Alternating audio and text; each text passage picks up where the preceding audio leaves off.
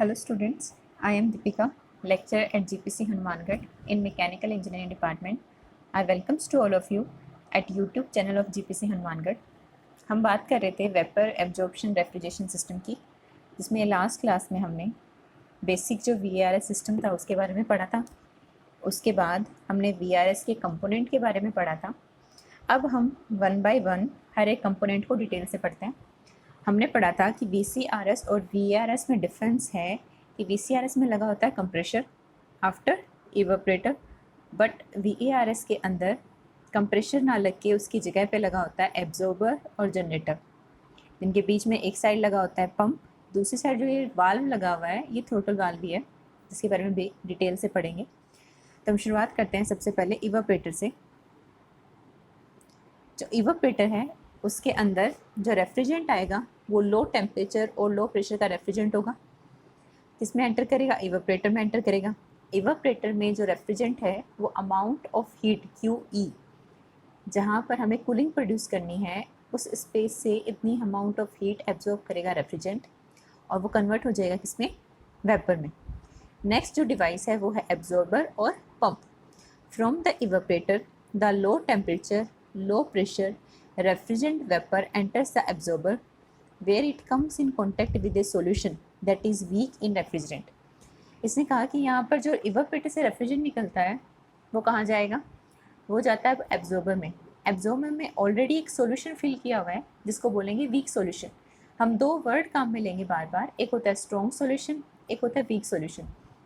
Week solution से मतलब है जिसमें रेफ्रिजरेंट कम अमाउंट में हो, जो किसमें हो? वीक इन रेफ्रिजरेंट, उसको बोलते हैं वीक सॉल्यूशन। तो एब्जॉर्बर में ऑलरेडी क्या है? वीक सॉल्यूशन है। जब वीक सॉल्यूशन के कांटेक्ट में ये रेफ्रिजरेंट वेपर आएगी तो क्या होगा? ये जो रेफ्रिजरेंट वेपर है इसके पास क्या एनर्जी ज़्यादा है, तो ये रेफ्रिजरेंट वेपर क्या करेगी? अपनी हीट देगी, एब्जॉर्बर से हीट को एक्सट्रैक्ट होगी, हीट का ट्रांसफ़र होगा दोनों के बीच में, और ये जो है जो सॉल्यूशन था हमारा उसमें ज़्यादा अमाउंट ऑफ रेफ्रिजरेंट एंटर कर जाएगा, यानी जो सॉल्यूशन अब बनेगा वो बनेगा स्ट्रॉन्ग सॉल्यूशन। यानी वीक सॉल्यूशन से स्ट्रॉन्ग सॉल्यूशन में कन्वर्जन होगा, और कन्वर्जन होने से यहाँ पे कुछ अमाउंट ऑफ हीट जो है वो रिजेक्ट होगी, क्योंकि वेपर उस सॉल्यूशन में जा रही है तो अपने पास जो एक्स्ट्रा अमाउंट ऑफ हीट है उसको रिजेक्ट करेगी। The heat of absorption is rejected to the external heat sink at TO। यानी कि यहाँ पर जो कन्वर्जन हो रहा था वीक सॉल्यूशन से स्ट्रॉन्ग सॉल्यूशन में, यानी जो वीक सॉल्यूशन था वो एब्जॉर्ब कर रहा है रेफ्रिजरेंट को, तो एब्जॉर्ब करेगा मतलब उसके टेम्परेचर को रिड्यूस करेगा, टेम्परेचर कम होगा मतलब उसमें जितनी एनर्जी थी उतनी अमाउंट ऑफ एनर्जी वहाँ से क्या होगी? रिजेक्ट होगी। तो एब्जॉर्बर से जो हीट रिजेक्ट होती है उसको बोलते हैं QA। ये इतने अमाउंट ऑफ हीट एब्जॉर्बर से रिजेक्ट हो गई। The solution that is now rich in refrigerant is pumped to high pressure using a solution pump and feed to the generator.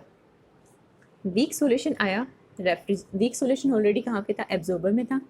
जब रेफ्रिजरेंट की वेपर एब्जॉर्बर में आई तो उस वीक सॉल्यूशन या absorber के कांटेक्ट में आके उसको बोलते हैं एब्जॉर्बेंट। तो उस एब्जॉर्बेंट या वीक सॉल्यूशन के कांटेक्ट में आके जो वीक सॉल्यूशन था अब वो कन्वर्ट हो जाएगा स्ट्रॉन्ग सॉल्यूशन में, और इस कन्वर्जन से कुछ अमाउंट ऑफ हीट रिजेक्ट होगी। अब यहाँ पर स्ट्रॉन्ग सॉल्यूशन बन चुका है, उस स्ट्रॉन्ग सॉल्यूशन को हम फीड पंप की हेल्प से हाई प्रेशर पे जो जनरेटर लगा रखा है वहाँ तक पंप करेंगे। तो पंप क्या करेगा? प्रेशर और टेम्परेचर बढ़ाएगा। तो अब जनरेटर में हाई प्रेशर और हाई टेम्परेचर का स्ट्रॉन्ग सॉल्यूशन पहुँच जाता है कहाँ तक? जनरेटर तक। नेक्स्ट है जनरेटर में। In the generator heat at high temperature TG is supplied, as a result refrigerant vapour is generated at high pressure. Generator में क्या करते हैं? जनरेटर में वो स्ट्रॉन्ग सॉल्यूशन था, हाई प्रेशर का स्ट्रॉन्ग सॉल्यूशन पहुंच गया। अब जनरेटर में क्या करते हैं? उस स्ट्रॉन्ग सॉल्यूशन को हम हीट सप्लाई करते हैं। अब उस सॉल्यूशन को हम हीट सप्लाई करेंगे तो अब क्या होगा? फिर से वहाँ पर जो रेफ्रिजरेंट था वो वापस वेपर में कन्वर्ट होना शुरू हो जाएगा। यानी यहाँ पर फिर से क्या होता है? वो स्ट्रॉन्ग जो सॉल्यूशन था वापस कन्वर्ट हो जाता है किसमें? वीक सॉल्यूशन में। यहाँ पे हम मान के चलते हैं जनरेटर का जो टेम्परेचर है वो है TG, अमाउंट जो एंटर करवा रहे हैं, जो हीट की सप्लाई कर रहे हैं वो है QG। ठीक है, जनरेटर में क्या हुआ? एब्जॉर्बर में वीक सॉल्यूशन कन्वर्ट होता है स्ट्रॉन्ग सॉल्यूशन में, जनरेटर में वही स्ट्रॉन्ग सॉल्यूशन वापस कन्वर्ट हो जाता है वीक सॉल्यूशन में। अब जो वहाँ पर वीक सॉल्यूशन बना है वो वहीं रहता है, रेफ्रिजरेंट की वेपर उससे सेपरेट हो जाती है। अब रेफ्रिजरेंट की वेपर जो सेपरेट हुई है ये तो वीक सॉल्यूशन बोल दो या फिर इसको एब्जॉर्बेंट भी बोलते हैं, यानी एब्जॉर्बर से मिक्सचर जाता है एब्जॉर्बेंट और रेफ्रिजरेंट का, जनरेटर पे जाके वापस ये जो मिक्सचर है वो सेपरेट हो जाता है, सेपरेट होके रेफ्रिजरेंट जाता है केवल किस में, आगे कंडेंसर में। तो कंडेंसर का हमें पता है, कंडेंसर क्या करता है, उस हाई प्रेशर और हाई टेम्परेचर के रेफ्रिजरेंट की हीट को रिजेक्ट करता है। External heat sink at TO, external जो भी एनवायरनमेंट है, हमने मान लिया है external heat sink TO temperature पे है, तो TO टेम्परेचर पे वो अपनी हीट उसको रिजेक्ट कर देता है। नेक्स्ट जो डिवाइस लगा हुआ है वो है एक्सपांशन वाल्व। एक्सपांशन वाल्व में क्या होगा, एक्सपांशन वाल्व में हाई प्रेशर का लिक्विड रेफ्रिजरेंट आएगा। एक्सपांशन वाल्व उसको क्या करेगा, थ्रोटलिंग प्रोसेस के दौरान लो प्रेशर की रेफ्रिजरेंट लिक्विड में कन्वर्ट करके सप्लाई कर देगा किसको, एवापोरेटर को। तो ये वाला जो प्रोसीजर था, कंडेंसर क्या यूज़ आता है, एक्सपांशन वाल्व क्या काम आता है, एवापोरेटर क्या काम आता है, ये हम काफ़ी डिटेल से VCRS में देख चुके हैं। अब हम क्या करते हैं, यहाँ पे जब हमने डायग्राम देखा था, ये डायग्राम था, इसमें एक चीज़ देखो कि हमने इस लाइन को पढ़ लिया कि इवापोरेटर, इवापोरेटर के बाद एब्जॉर्बर, एब्जॉर्बर के बाद पंप, फिर जनरेटर, फिर कंडेंसर, फिर एक्सपांशन वाल्व। हमने अभी तक ये नहीं देखा कि जनरेटर में जो वीक सॉल्यूशन क्रिएट हो रहा था, वीक सॉल्यूशन था, साथ में रेफ्रिजरेंट था, रेफ्रिजरेंट तो हमने कंडेंसर को सप्लाई कर दी। अब जनरेटर में जो पीछे वीक सॉल्यूशन रह गया वो कहाँ जाएगा, उसके बारे में देखते हैं। On the solution side the hot high pressure solution that is weak in refrigerant, यानी जो अब सॉल्यूशन हमने सप्लाई किया था, जनरेटर में जो सॉल्यूशन रिमेनिंग रह गया वो वीक सॉल्यूशन है, लेकिन उसका प्रेशर और टेम्परेचर दोनों हाई है। Is a throttle to the absorber pressure. अब वो जनरेटर से जो वहाँ पर एक थ्रोटलिंग डिवाइस लगा हुआ था, जनरेटर और एब्जॉर्बर के बीच में सप्लाई साइड में लगा हुआ है पंप, डिलीवरी साइड में लगा हुआ है एक वाल्व जो थ्रोटलिंग वाल्व भी है। अब जो थ्रोटलिंग वाल्व है उसके थ्रू जो वीक रेफ्रिजरेंट है वो एब्जॉर्बर के प्रेशर तक आता है, क्योंकि थ्रोटलिंग में प्रेशर भी कम होता है और टेम्परेचर भी कम होता है, यानी वो वीक सॉल्यूशन वापस कहाँ आ जाता है, एब्जॉर्बर में आ जाता है। अब एब्जॉर्बर में वीक सॉल्यूशन आ गया, तो अब एक साइड वीक सॉल्यूशन आया, दूसरी साइड से इवोपरेटर से फिर से क्या आएगी, रेफ्रिजरेंट की वेपर आएगी and feed to the absorber where it comes in contact with the refrigerant vapour from evaporator. Basic cycle को समझो, बेसिक साइकिल क्या है कि एब्जॉर्बर में वीक सॉल्यूशन है, रेफ्रिजरेंट आता है, वीक को स्ट्रॉन्ग में कन्वर्ट करता है, पंप की हेल्प से स्ट्रॉन्ग सॉल्यूशन को हम भेजते हैं जनरेटर में, जनरेटर में फिर से रेफ्रिजरेंट उस सॉल्यूशन से, वीक सॉल्यूशन से सेपरेट हो जाता है और स्ट्रॉन्ग सॉल्यूशन कन्वर्ट हो जाएगा वीक सॉल्यूशन में। वीक सॉल्यूशन थ्रोटल वाल्व के द्वारा वापस एब्जॉर्बर में आ जाएगा, एब्जॉर्बर में फिर वो रेफ्रिजरेंट वेपर के कॉन्टैक्ट में आएगा। या तो इसको वीक सॉल्यूशन बोलो या मैं इसको बोल सकती हूँ एब्जॉर्बेंट। रेफ्रिजरेंट और एब्जॉर्बेंट मिक्स होते हैं एब्जॉर्बर में, वहाँ से फीड पंप के थ्रू उनकी सप्लाई करते हैं जनरेटर में, जनरेटर में दोनों फिर से सेपरेट होंगे और फिर से वापस एब्जॉर्बेंट की सप्लाई कर दी जाएगी एब्जॉर्बर को। Thus continuous refrigeration is produced at evaporator. Refrigeration effect कहाँ मिलता है, इवेपोरेटर में मिलता है। While heat at high temperature is continuously supplied to the generator. VARS heat operated unit है, VCRS वर्क ऑपरेटेड यूनिट है। तो जो VARS प्रोसेस है उसमें हम कंटिन्यूसली हीट की सप्लाई किसको करते हैं, जनरेटर को करते हैं। Heat rejection to the external heat sink take place at absorber and condenser. अगर VCRS से कंपेयर करें तो VCRS में हीट का जो रिजेक्शन हो रहा था वो सिर्फ और सिर्फ कंडेंसर में हो रहा था, जबकि VARS में हीट का रिजेक्शन एब्जॉर्बर में भी होता है और कंडेंसर में भी होता है। A small amount of mechanical energy is required to run the solution pump। यहाँ पर हमने बताया इवेपोरेटर में हीट एब्जॉर्ब होती है, कंडेंसर में हीट रिजेक्ट होती है, जनरेटर में हीट की सप्लाई करते हैं, एब्जॉर्बर भी हीट रिजेक्ट करता है।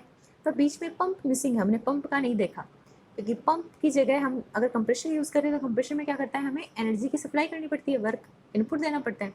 सेम पंप को भी वर्क इनपुट देना पड़ता है, लेकिन वो बहुत कम अमाउंट में होता है।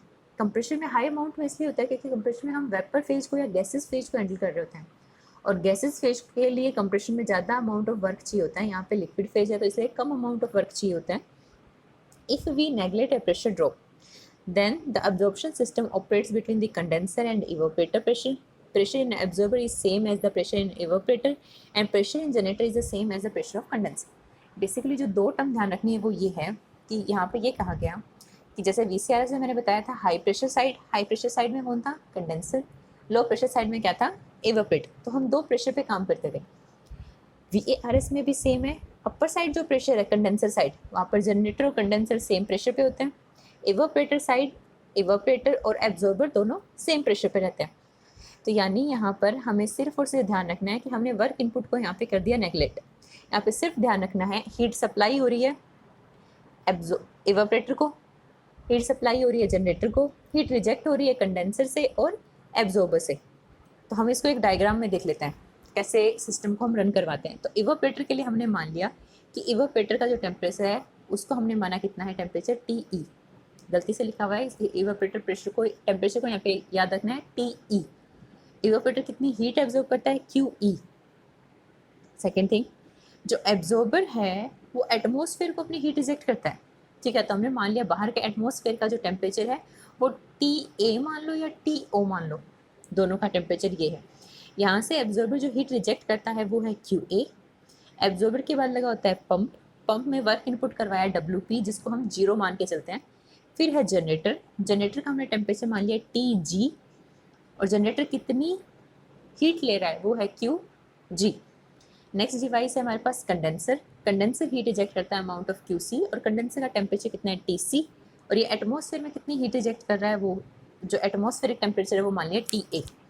यानी हमारे पास बेसिकली हमें 4 डिवाइस हो गए, उन चारों में कितनी हीट इनपुट हो रही है आउटपुट जा रही है हमें पता है कि हीट इनपुट वाले डिवाइस है इवापोरेटर और जनरेटर, हीट रिजेक्ट करने वाले डिवाइस है कंडेंसर और एब्जॉर्बर। अब हमारा नेक्स्ट स्टेप है, यहाँ तक बेसिक पूरा VARS कंप्लीट हो गया। नेक्स्ट हमें जो निकालना है वो है COP ऑफ VARS। हम अभी तक पढ़ के आए थे VCRS की COP। नेक्स्ट हमें ध्यान रखना है कि VARS की COP कितनी होगी, वो हम नेक्स्ट स्लाइड में करेंगे क्योंकि उसमें थोड़ा टाइम लगेगा VARS की COP में। तो नेक्स्ट स्लाइड में ही हम शुरुआत करेंगे COP ऑफ VARS की। Thank you.